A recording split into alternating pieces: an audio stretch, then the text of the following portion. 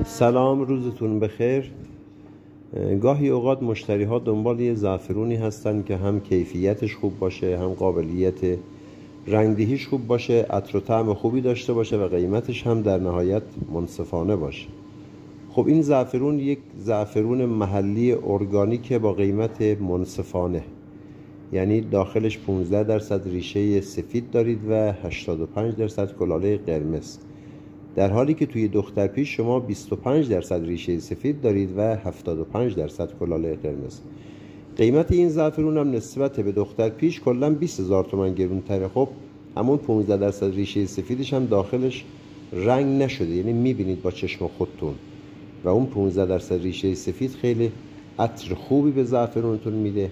اینو اگه میخواین برای مصرف خونه استفاده کنید حتما تهیه کنید و پودرش کنید. اگه بد بود پسش بدید، من ازتون پس میگیرم و به جاش زعفرون دیگه بهتون میدم. نگران نباشید.